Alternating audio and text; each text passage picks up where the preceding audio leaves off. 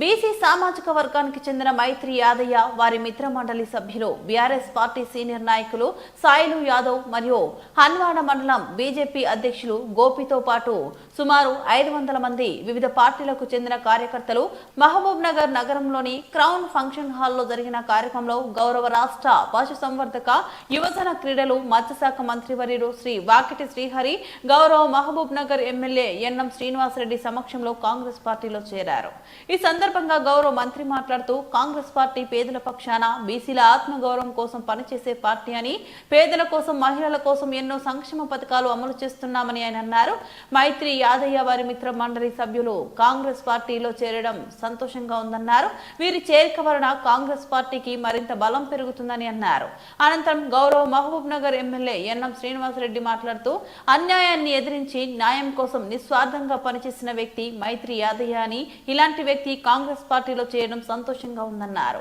రెండు బలమైన సామాజిక వర్గాలకు చెందిన నాయకులు కాంగ్రెస్ పార్టీలో చేయడం శుభసూచకమని అన్నారు. కాంగ్రెస్ పార్టీలో చేరిన యాదయ్యకు ఇతర నాయకులకు సముచిత స్థానం ఉంటుందని ఆయన స్పష్టం చేశారు.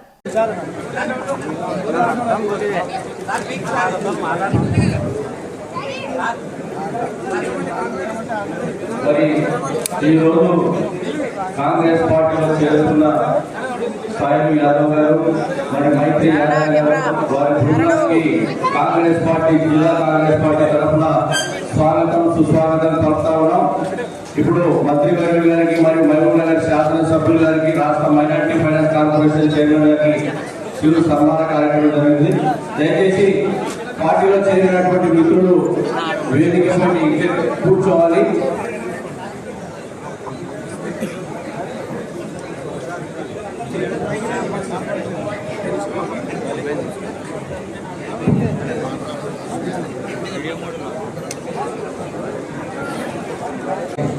సాయిల్ గారు జాయిన్ అవుతా ఉన్నారు కాంగ్రెస్ పార్టీలో. రెండు పెద్ద సామాజిక వర్గాలకు చెందిన నాయకులు, ఒకరు ముదిరాజ్ సామాజిక వర్గం, ఒకరు యాదవ సామాజిక వర్గం.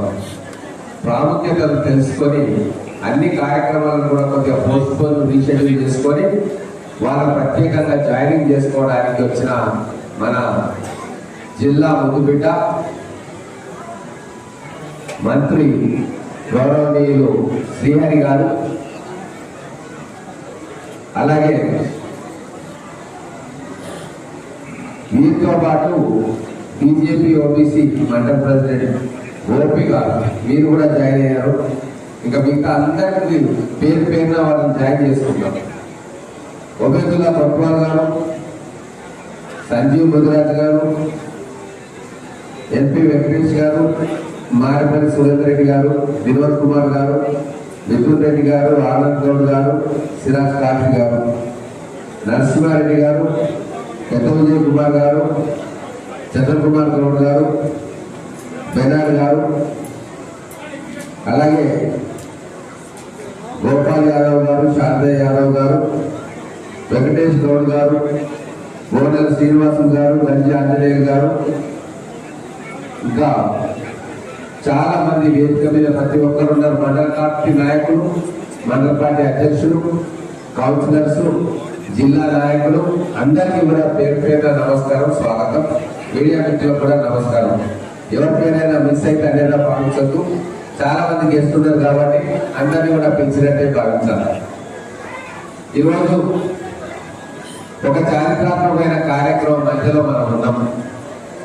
కాంగ్రెస్ పార్టీ ఏదైతే 47% బీసీలకు విద్య, ఉద్యోగాలలో, అలాగే లోకల్ బాడీస్ లో వారికి రిజర్వేషన్ ఇస్తామని చెప్పి మాట ఇవ్వడం జరిగింది. ఆ మాట ప్రకారంగా అన్ని రకాల అడ్డంకులను కూడా అధిగమించుకుంటూ శాసనసభలో చట్టం చేసి గవర్నర్ గారికి పంపించడం, ఆర్డినెన్స్ రూపకంలో తీసుకొచ్చడం, అలాగే జీవో కూడా జారీ చేసినాం. ఆ ప్రకారంగా మన పంచాయతీలకు ఎన్నికలకు పోదామని చెప్పి పూర్తిగా ఉన్న అవకాశాలన్నింటినీ వినియోగించుకొని కార్యక్రమాన్ని సిద్ధమైనాం. దురదృష్టవశాత్తు మనకు హైకోర్టులో ఒక ఆటంకం ఏర్పడ్డది. అయినా సరే దాన్ని అధిగమించాలి అని చెప్పి సుప్రీంకోర్టు కూడా వెళ్ళడానికి నిర్ణయం తీసుకున్నాం.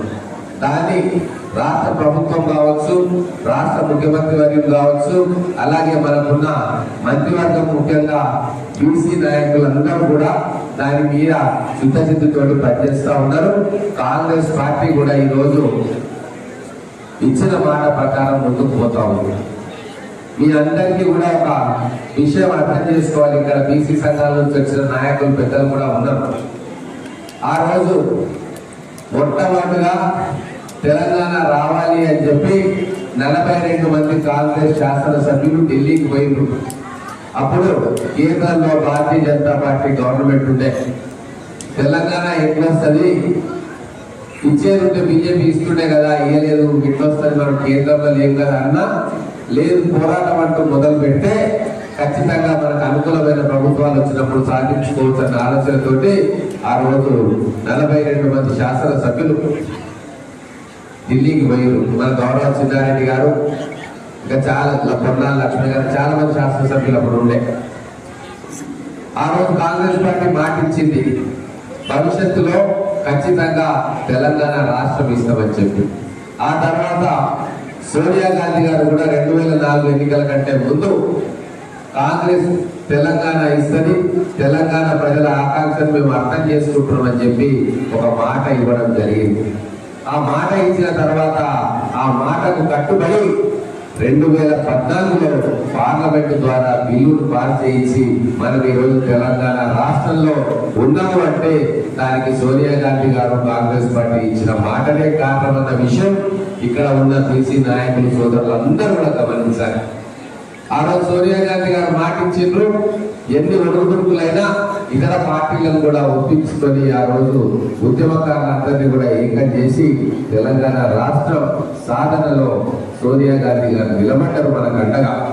మళ్ళీ ఈ రోజు 42% బీసీ వర్గాలకు స్థానిక సంస్థల్లో రిజర్వేషన్ ఇవ్వాలన్న మాట రాహుల్ గాంధీ గారి ఆధ్వర్యంలో మల్లికార్జున్ ఖర్గే గారి అధ్యక్షతన కాంగ్రెస్ పార్టీ నిర్ణయం తీసుకుంది.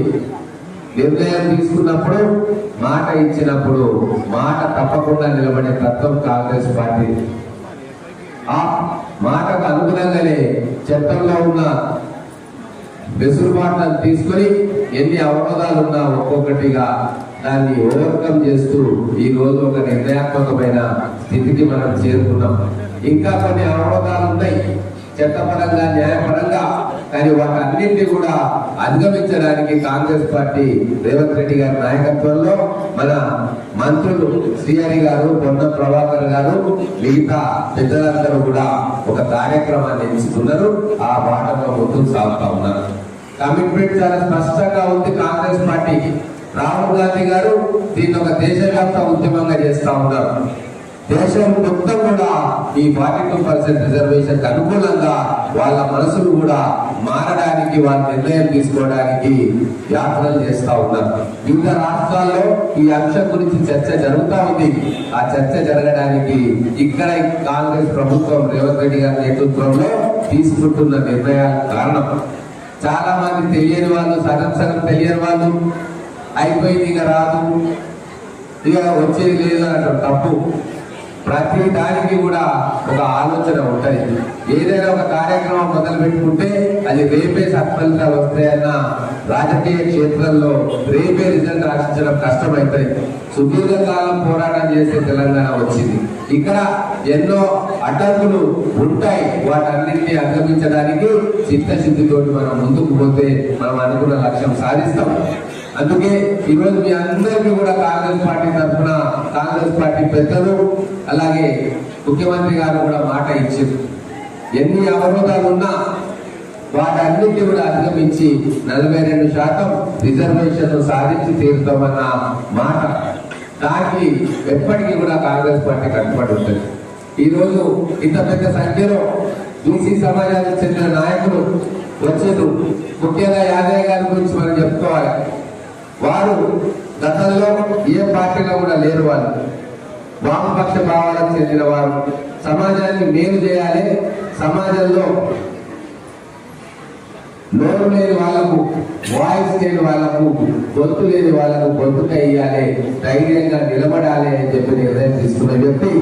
అందుకు గత ప్రభుత్వంలో ఉన్న పోలీస్ వ్యవస్థ కావచ్చు, అప్పుడున్న రాజకీయ ప్రతినిధులు కావచ్చు, వాళ్ళు హరాస్మెంట్ చేస్తా ఉంటే ఆ బాధితుల పక్షాన నిలబడి గొంతెత్తిన పాపానికి జైలు కూడా పోయి వచ్చాం. అయినా కూడా భయపడలే, బెదరలే. ఖచ్చితంగా అన్యాయాన్ని ఎదుర్కొంటాం, అన్యాయానికి గురైన వ్యక్తులకు అండగా నిలుస్తామని చెప్పి వారు నిలబడ్డారు. అదే వారికి గుర్తింపును, గౌరవాన్ని తెచ్చిపెట్టింది. ఎలక్షన్ సమయంలో కాంగ్రెస్ పార్టీకి మద్దతుగా, అభ్యర్థిగా ఉన్న నాకు మద్దతుగా వారు ధైర్యంగా ముందుకు వచ్చి చాలా కార్యక్రమాలు చేశారు. మన పార్టీ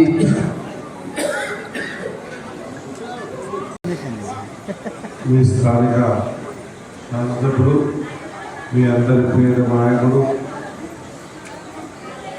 విద్య, వైద్యం, రవాణా ఈ మూడింటిని అనునిత్యం మా దగ్గర చర్చించి విద్యలో పాలమూరు జిల్లా వెనుకబడిని ముందుకు తీసుకుపోవాలని అనునిత్యం ప్రయత్నం చేస్తున్న మీ శాసనసభ్యులు మా అన్న ఎన్ఎం శ్రీనివాసరెడ్డి గారు, అదేవిధంగా మా ఇంకో అన్న రాజకీయంగా సంవత్సరాల నుంచి ఆయనతో నడిచిన మా ఉదయన్న గారు, మా సంజీవన్న గారు, మా వెంకటేశ్వర గారు, మా సురేంద్రన్న గారు, వినోదన్న గారు, నితిన్ సోదరుడు, మా అన్న ఆనంద్ గారు, సిరాజ్ ఖాద్రి గారు, మా నరసింహన్న గారు, మా పెద్ద విజయన్న గారు, చంద్రకుమార్ అన్న గారు, బెనగారన్న గారు, శ్రీనివాసన్ గారు, శాంతయ్య గారు, పి వెంకటేష్ గారు, గంజయ్యన్న గారు, గోరిల శ్రీనన్న గారు, రామ్మోహన్ గారు, శాంతయ్య గారు, గోపాల్ గారు, రాము గారు, అదే మాదిరిగా ఈ కార్యక్రమానికి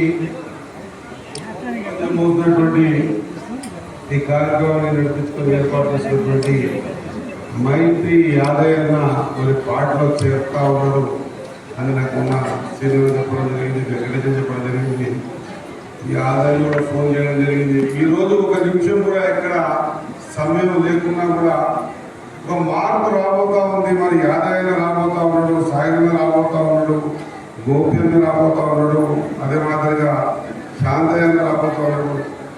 ఇంతమంది ఈ సమాజం ఆలోచన, రాహుల్ గాంధీ గారి ఆలోచన,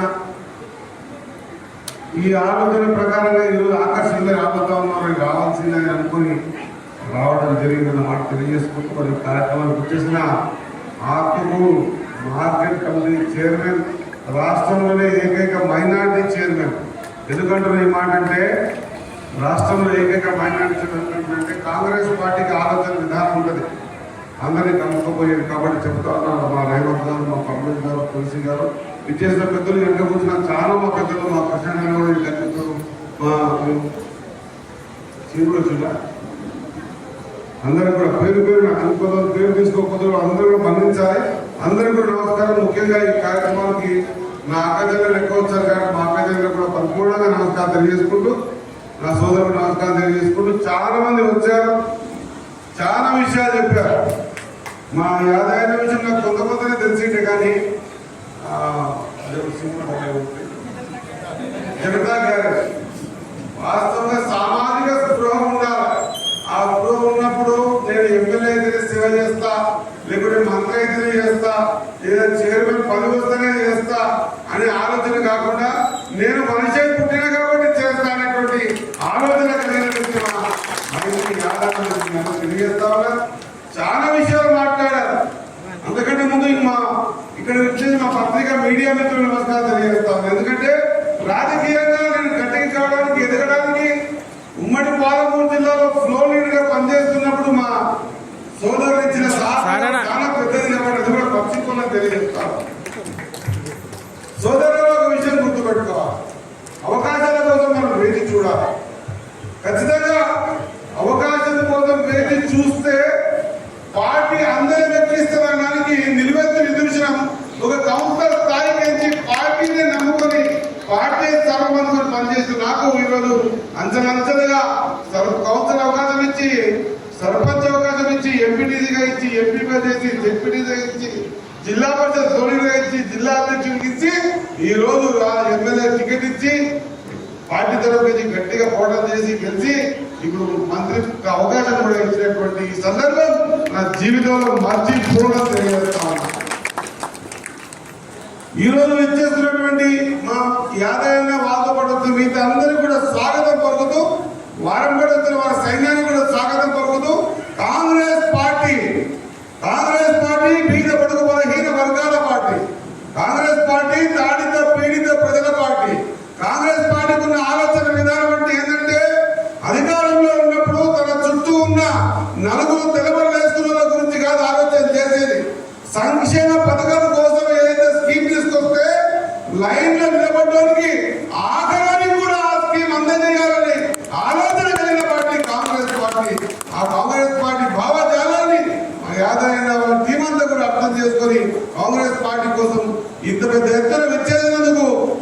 మనస్ఫూర్తిగా స్వాగతం పలుకుతా ఉన్నా.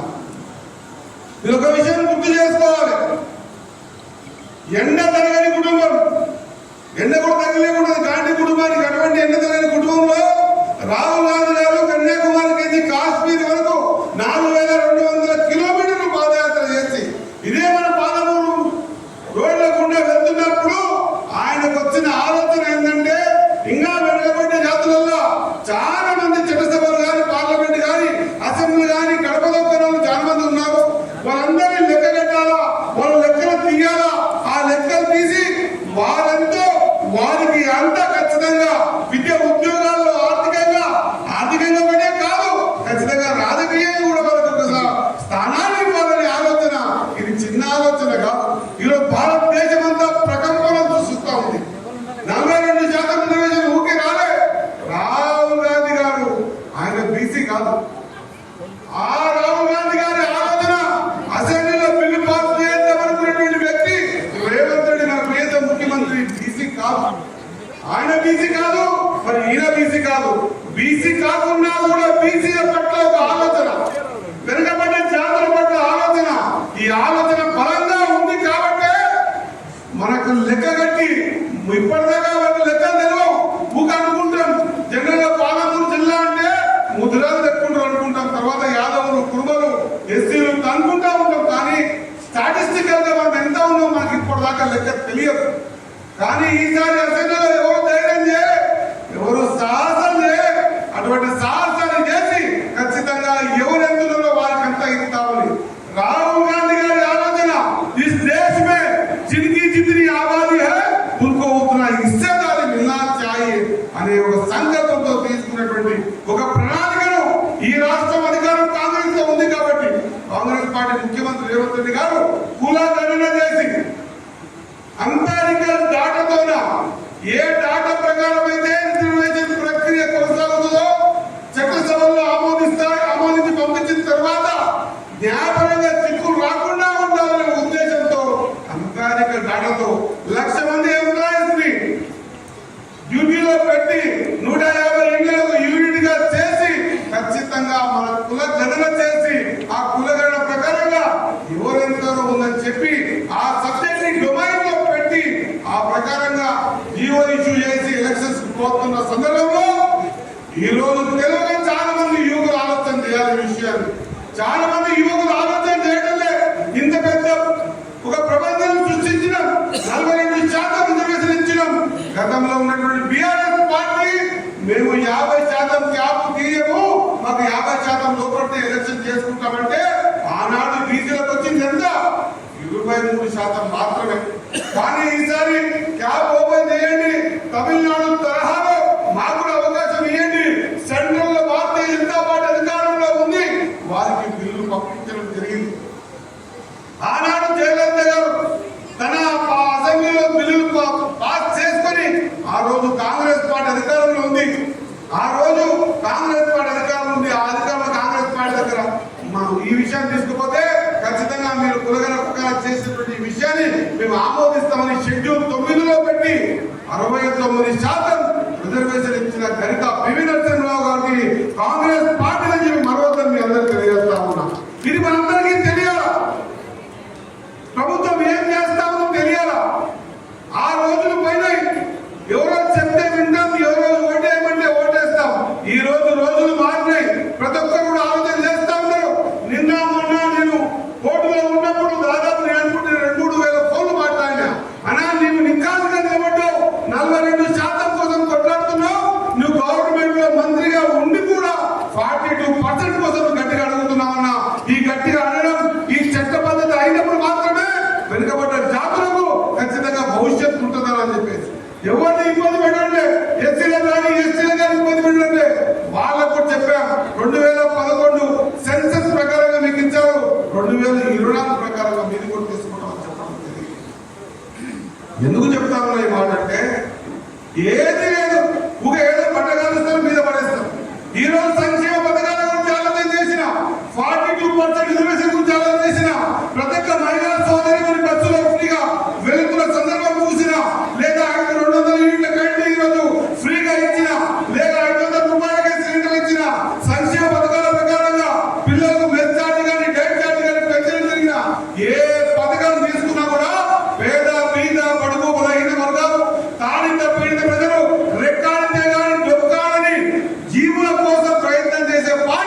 ఈ దేశంలో ఏదో ఉందంటే అది గట్టిగా చెప్తా కాంగ్రెస్ పార్టీ అన్న మాట మీ అందరికీ గుర్తు చేస్తా ఉన్నా.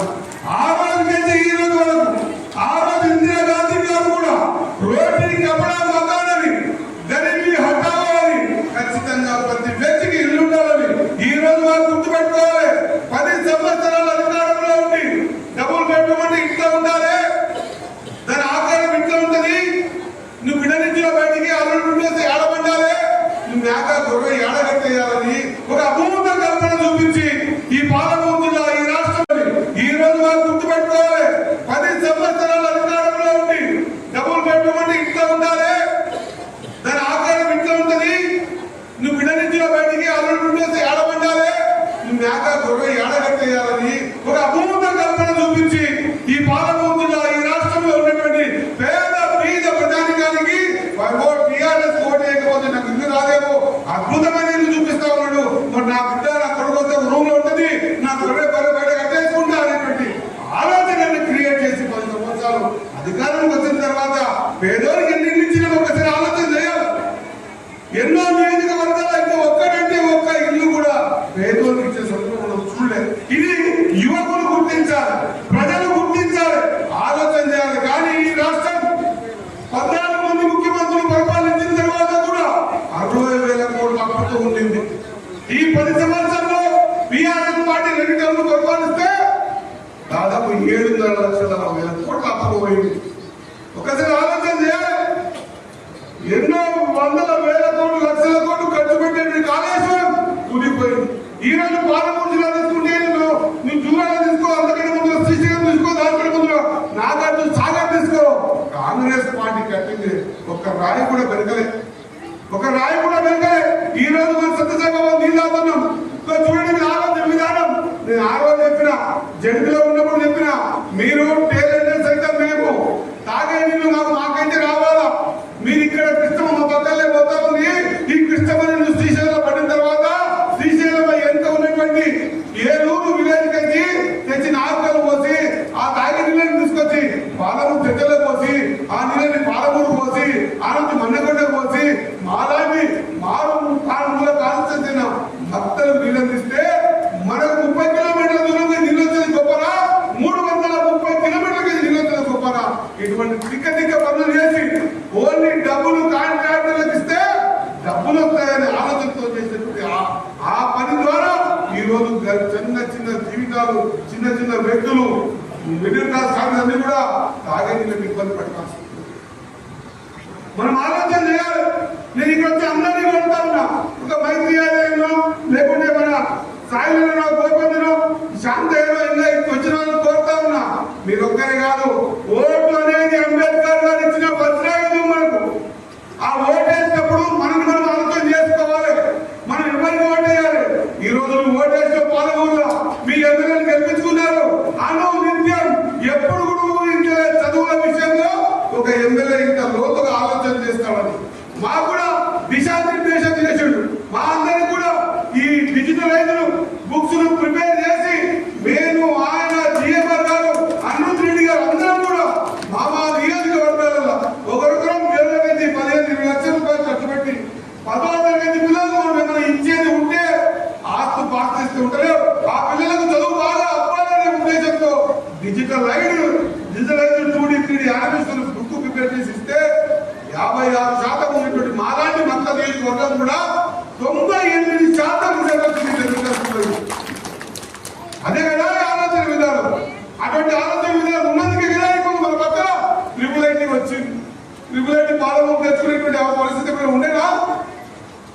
ట్రిపుల్ వస్తుంది, నవోదయం వస్తుంది, మన కోట రైలు వస్తుంది, మన రాజమార్గం మారుతున్నాయి. చర్చలకెళ్ళి మరొక రైతు బెంగళూరు రోడ్ అవుతా ఉంది.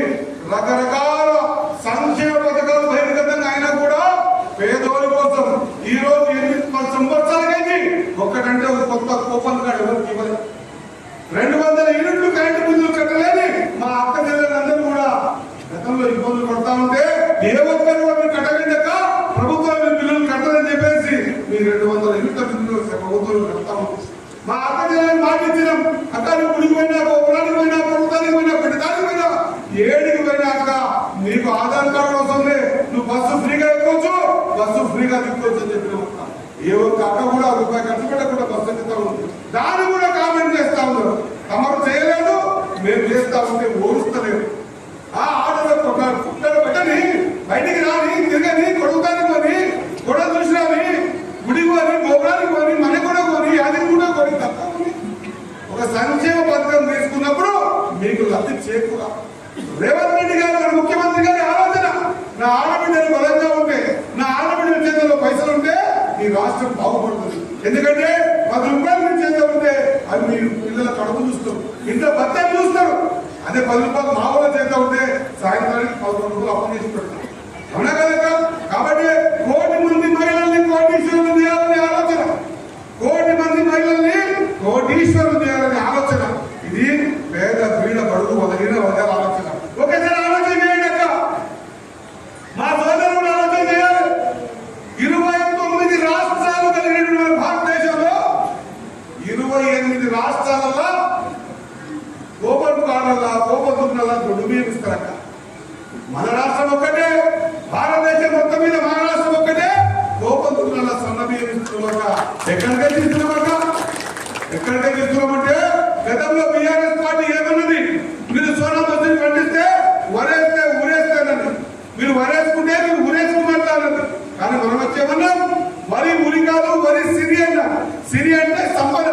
వరి పండించండి, గిట్టుబాటు ధర ఇస్తాం. 2350 రూపాయల గిట్టుబాటు ధర ఇచ్చి ఖచ్చితంగా పండించిన ప్రతి క్వింటాల్కి బోనస్ 500 రూపాయలు ఇచ్చి మీరు పండించిన పంటను కూడా ఇతర రాష్ట్రాలకు వ్యాపారం ఇవ్వకుండా ఈ రాష్ట్రంలో ఉన్నటువంటి హిందువులైతే దసరా దీపావళికో, సంక్రాంతికో, ముస్లింస్ అయితే బక్రీద్కో, రంజాన్కో, క్రిస్టియన్స్ అయితే క్రిస్మస్ కో మాత్రమే సోనా మసూరి బియ్యం తింటారు. అట్ట కాదు, ఈ రాష్ట్రంలో ఉన్న ప్రతి పేదవాడు ప్రతి పూట సోనా మసూరి తినాలని ఆ ఒక్కరి బియ్యంగా మార్చి ప్రతి ఒక్కరికి 6 కిలోల బియ్యం వేస్తున్నాం అక్క. ఇది కాంగ్రెస్ పార్టీ. ఈ రోజు ప్రతి నియోజకవర్గంలో 3500 ఇండ్లు. ఈ రోజు రాష్ట్రం ఇంత అప్పుల పాలైనా కూడా ప్రతి నియోజకవర్గంలో 3500 ఇండ్లు అంటే ఒక్కొక్క నియోజకవర్గానికి 175 కోట్ల రూపాయలు. ఎంత? 175 కోట్ల రూపాయలతో ప్రతి నియోజకవర్గంలో 3500 ఇండ్లు కట్టించే కార్యక్రమం తీసుకున్నాం. పాలమూరులో తయారైనాయి, మత్తలో తయారైతున్నాయి, నాన్పేటలు అయినాయి, కొడింగలు అయినాయి, చర్చల, అభ్యర్థుల, పాలము, ఎక్కడ పడితే అక్కడ ఏ నియోజకవర్గం కూడా ఆ బిల్లులు కూడా మీరు కట్టినటువంటి వెంటనే ప్రతి సోమవారం మీ అకౌంట్లలో వేస్తా ఉన్నాం. ఎందుకంటే ఆ రోజు ఇచ్చిన ఇండ్లు ఇందిరమ్మ పేరు మీద అవే కనిపిస్తాయి ఏ ఊరికి పోయినా. ఈ రోజు కూడా ఇండ్లు ఇస్తున్నాం. రేవంత్ రెడ్డి ఇండ్లు 5 లక్షల ఇల్లు ఏ ఊరికి పోయినా కనిపించాలి. పేదోడికి నీడ కావాలి, పేదోడికి గూడు కావాలి, పేదోడు బతకాలి. ఇది కాంగ్రెస్ పార్టీ సంకల్పం. కాబట్టి అటువంటి కాంగ్రెస్ పార్టీలో మా యాదైన వాళ్ళందరి టీం కూడా ఈ సంక్షేమ పథకాలు చూసి వచ్చినందుకు మనస్ఫూర్తిగా వాళ్ళని ఆహ్వానం కలుగుతూ ఖచ్చితంగా రాబోయే రోజుల్లో ఇంకా చాలా సంక్షేమ పథకాలు ఉన్నాయి. ఇంతకుముందే మా ఎంతమంది చెప్పిండు, చాలా పెద్ద సబ్జెక్ట్ అది. ఏదైతే రాహుల్ గాంధీ గారి ఆలోచన ఈ కులగణన చేసి 42% ఎన్ని అడ్డంకులు, ఎన్ని ఇబ్బందులు. ఈ రాష్ట్రం 47% బీసీలకు ఖచ్చితంగా విద్య, ఉద్యోగాలు, ఆర్థికంగా, రాజకీయంగా రిజర్వేషన్ ఇస్తామంటే బిల్లు పాస్ చేస్తే గవర్నర్ యాక్సెప్ట్ చేయడు. ఆయన పంపించి షెడ్యూల్ 9లో పెట్టాడు. బీఆర్ఎస్ పార్టీలో కోర్టులో కేసేస్తాం. మొన్న 2 రోజులు కోర్టులో కూర్చున్నాం. ఇది కాదు కావాల్సింది, ప్రజలు విఘ్నులు వాళ్ళకి తెలిసి ఎప్పుడు కరగాల్సి వాత పెట్టాలో ఇప్పుడు యువకులంతా ఆలోచన చేస్తా ఉన్నారు. గతంలో మాదిరిగా కాదు, ప్రతి యువకుడు యూట్యూబ్ లో పోయి ఈ రోజు కోర్టు తీర్పు ఏమిచ్చింది, ఎవరు ఆపుతున్నారు, ఎందువల్ల ఆగింది, భారతీయ జనతా పార్టీ ఎందుకు ముందుకు వస్తలేదు, లేదా బీఆర్ఎస్ ఎందుకు ముందుకు వస్తలేదు, ప్రతి యువకుడు ఆలోచన చేస్తా ఉన్నాడు. ఎప్పటి వరకైతే మనం అంబేద్కర్ గారి ఇచ్చినటువంటి వజ్రాయుధాన్ని ఓటును సక్రమంగా వినిపించుకోము, ఎప్పటివైతే సంక్షేమ పథకం నీకు రానంత వరకు నీవు నిలబెట్టి అడగలేవు, ఎప్పటివరకైతే నీవు బాగుండాలనే ఆలోచన ఎప్పటివరకు నీకు రాదో అప్పటి వరకు మనం ఖచ్చితంగా ఎక్కబడిపోతాం అన్న విషయం గుర్తుపెట్టుకోవాల్సిందిగా. ఇది బాధ్యత, ఇది బాధ్యత. రేవంత్ రెడ్డి గారి ఆధ్వర్యంలో ఉన్న 74 మంది ఎమ్మెల్యేలు ఖచ్చితంగా ఎవరు కూడా అంగలాసి చేయదన్న పరిస్థితుల్లో లేదు. మాకున్నా లేకున్నా సంక్షేమం మా బాధ్యత. అక్కడ పట్టిక కావచ్చు, ఇక్కడ ఎనమన కావచ్చు, జిఎంఆర్ కావచ్చు, అందులో కావచ్చు, లేకపోతే వెల్లపల్లి శంకర్ కావచ్చు, ఎవరమైనా కూడా మేము మేము మా పీరియడ్ లో మా నియోజకవర్గానికి మా మీద బడుగు బలహీన వర్గాలకి ఏమి చెయ్యాలనే తపనతో ఉన్నాం. మా ప్రాంతాన్ని ఎట్లా బాగు చేసుకోవాలనే తపనతో ఉన్నాం. కాబట్టి ఖచ్చితంగా మీ అందరి మొదలలో సంతోషం చూసేటందుకు ఎన్ని అడుగులైనా దిగుతాం, ఎవరితోనైనా పోరాడతాం. అల్టిమేట్ గా మీకోసం 24/7 24 గంటలు మీకు సేవకుల్లాగా మేమేమో చదువుకోవాలి. మీరందరూ ఆశీర్వాదం చేస్తే ఎమ్మెల్యేలమైనా, మీ అందరి ఆశీర్వాదం వల్ల ఎమ్మెల్యేలమైనా. ఖచ్చితంగా మీ సేవని మా పరమావధిగా భావించి అటువంటి ఆలోచన విధానంలో ఉన్నటువంటి వ్యక్తులమే ఎమ్మెల్యేగా ఉన్నాం. కాబట్టి ఖచ్చితంగా ఆ దారిలో మీరు కూడా వచ్చినందుకు హృదయపూర్వకంగా మీకు స్వాగతం పలుకుతూ ఇంత చక్కటి కార్యక్రమానికి పిలిపించిన మీ అందరికీ కూడా హృదయపూర్వకంగా ధన్యవాదాలు, కృతజ్ఞతలు తెలియజేసుకుంటూ ఖచ్చితంగా మీ వీధ బడుగు బలహీన వర్గాలందరూ కూడా, తాడిత పిల్లలందరూ కూడా, అగ్రవర్ణాల్లో ఉన్న పేదలందరూ కూడా సుభిక్షంగా బతికేటువంటి ఆలోచన ఉన్న పార్టీ, ఆలోచన ఉన్న విధానం కాంగ్రెస్ అన్న మాట ఒకసారి మర్చిపోదు తెలియజేస్తూ ముగిస్తా ఉన్నా. ఒక్కసారి అందరూ గట్టిగా జై కాంగ్రెస్, జై కాంగ్రెస్, జై కాంగ్రెస్, జై కాంగ్రెస్. రేవంత్ రెడ్డి నాయకత్వం, రాహుల్ గాంధీ గారి నాయకత్వం, జై కాంగ్రెస్, జై కాంగ్రెస్. గోపి గారు మరియు వారి అంశాల బృందాలకు అన్నిటి కూడా పేరు పేరున నమస్కారాలు తెలియజేస్తూ, అదేవిధంగా ఈ కార్యక్రమానికి ముఖ్య అతిథిగా విచ్చేసినటువంటి మంత్రి శ్రీహరి గారికి మరియు మాపనా నియోజకవర్గ ఎమ్మెల్యే ఎన్ఎం శ్రీనివాస్ రెడ్డి గారికి, నాతోటి మిత్ర బృందానికి మరియు మైనార్టీకి చెందిన వడ్డీల కొత్తవాళ్ళ గారికి మరియు నాతోటి మిత్ర బృందానికి అందరికీ కూడా పేరు పేరున నమస్కారం తెలియజేస్తా ఉన్నాను. ఇంత పెద్ద ఎత్తున ఈ రోజు జైలు రావడానికి వచ్చిన ఈ కార్యక్రమాన్ని చూస్తూ ఉంటే దాదాపుగా 3-4 గంటలు అవుతా ఉంది. కానీ మీరు మాత్రం ఓపికతో అదేవిధంగా కూర్చోన్నందుకు మిమ్మల్ని మొట్టమొదటిగా క్షమించమని కోరుతూ మనస్ఫూర్తిగా ధన్యవాదాలు తెలియజేస్తా ఉన్నాం. ఈ రోజు జైలు అయిపోయినటువంటి మైత్రి యాదయ్య గారు ముఖ్యంగా ముక్కుసూటి తత్వం, ప్రశ్నించే తత్వం, ఎవరికి అన్యాయం జరిగినా నిలదీసే తత్వం, ఈ 3 తత్వాలతో ప్రజల్లో ఎప్పటి నుంచో మన్ననలు పొందుతూ గత ప్రభుత్వంలో ఇదే తత్వం ఆయన పడక, నిజాయితీ, ముక్కుతూర్పు తత్వం, ప్రజలకు సాయం చేసే తత్వం పడక ఎన్నో ఇబ్బందులకు గురి చేసి జైలు పాలు చేసినా కానీ మొక్కవోని ధైర్యంతో జైలు నుంచి బయటకు వచ్చినా కూడా పోరాటం అదే విధంగా కంటిన్యూ చేస్తూ ఈ రోజు కాలంలో ఈ ప్రశాంతత కారణం కావడానికి ఒక పోరాట యోధులా నిలబడినటువంటి మైత్రి యాదవ్ గారిని మనస్ఫూర్తిగా కాంగ్రెస్ పార్టీలో చేరుతున్నందుకు అభినందిస్తా ఉన్నాము. అదేవిధంగా ఎప్పుడు చూసినా కానీ ఎవరు కానీ ₹4 సంపాదించుకోవాలి, యాదవ్ అంటే 4 పనులు చేసుకోవాలని చూస్తారు. కానీ యాదవ్ గారితో చాలా కొద్ది కాలంలోనే నేను ప్రయాణం చేస్తా ఉన్నాను. నాకు అర్థం ఎప్పుడు కూడా ఆయన పక్కలో వాళ్ళకు, పేదోళ్లకు, ఆయన నమ్మకున్న వాళ్ళ గురించి అడుగుతారు కానీ ఆయన గురించి ఎప్పుడు ఆయన పని అడగదు. అది నాకు చాలా మనస్ఫూర్తిగా నాకు ఆనందాన్ని ఇచ్చింది.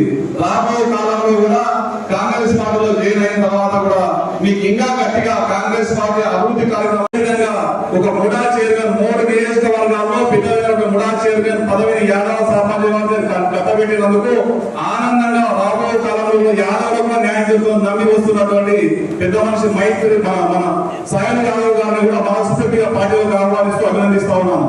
అదేవిధంగా కొరగంటపల్లి గ్రామం నుంచి గోపి గారు బీజేపీ పార్టీ నుంచి కాంగ్రెస్ పార్టీలో చేరుకున్నందుకు మనస్ఫూర్తి అభినందిస్తూ ఇప్పుడున్న కార్యక్రమాలు కానీ అభివృద్ధి కానీ గ్రామాల్లో ప్రజలకు సహాయ సహకారాలు కానీ అందాలంటే ఆయన కూడా ఆర్గనైజేషన్ లో ముందుండి పార్టీని ముందుండి నడిపించిన వ్యక్తి కాంగ్రెస్ పార్టీలో కూడా వచ్చి వారి యొక్క అంశాలను వాళ్ళను కాంగ్రెస్ పార్టీలో చేర్పించడానికి ముందుకు వచ్చి అదే యాక్టివ్ గా కాంగ్రెస్ పార్టీలో పనిచేస్తామని ఆయన కూడా ఆయన నమ్ముకున్న ప్రజలకు మేలు జరుగుతుందని మనస్ఫూర్తిగా గోపి గారిని కూడా అభినందిస్తా ఉన్నాను.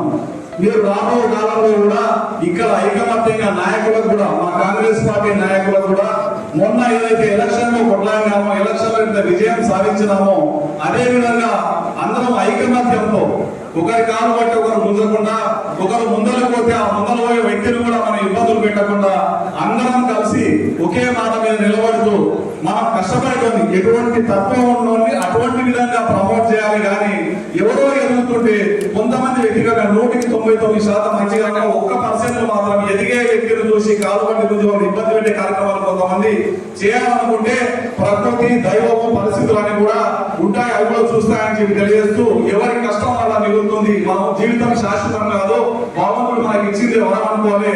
దానికి ఉదాహరణ గల్లీ నుంచి క్యాబినెట్ వరకు, సర్పంచ్ నుంచి మంత్రి వరకు ఎదిగినటువంటి మా శ్రీరంగ గారిని మీ అందరికీ ముదిరాజు బిడ్డగా ఉదాహరణగా చూపిస్తూ అంటే ఉన్నోనికి పదవులు వస్తాయి, లేనోనికి పదవులు అనడానికి కూడా ఏమాత్రం వీలు లేకుండా నేను సర్పంచ్ గా ఉన్నప్పటి నుంచి శ్రీరంగతో మాకు అనుబంధం ఉంది. మిత్రుడిగా ఫామ్ హౌస్ పోయి తిని చాలాగి కూర్చొని వచ్చేటప్పుడు మేమందరం కూడా ఫామ్ హౌస్ పోయినాయి, భూములు పోయినాయి, ఒక్కవారి ధైర్యంతో అన్ని ప్రజల కోసం అమ్మకుండా ప్రజల కోసం ప్రజల వెంటనే ఉంటూ నిక్కమని ధైర్యంతో ఎన్ని దెబ్బలు తిన్నా నేను చూస్తా ఉన్నాను కదా. మేమన్నా ఒకప్పుడు ఏం రాజకీయం అనుకున్నాం కానీ ఒక పిచ్చి పట్టినట్లుగా అంటే ఏదైనా ప్యాషన్ ఉంటే ఆ సీట్ లో కూర్చున్న వారు కూడా కష్టపడే తత్వం ఆయన చూసి నేర్చుకోవాలని మనస్ఫూర్తిగా తెలియజేస్తూ సర్పంచ్ నుండి క్యాబినెట్ హోదా వరకు ముదిరాజు బిడ్డగారికి మంత్రిగా కూర్చున్నందుకు మనస్ఫూర్తిగా అన్నగారికి చేతులెత్తి ధన్యవాదాలు తెలియజేస్తూ మిమ్మల్ని ఆదర్శంగా తీసుకొని కాంగ్రెస్ పార్టీలో మేమందరం కూడా కష్టపడతామని తెలియజేస్తూ ఈ అవకాశం ఇచ్చిన అందరికీ కూడా మనస్ఫూర్తిగా ధన్యవాదాలు తెలుస్తూ ముగిస్తామని. జై కాంగ్రెస్.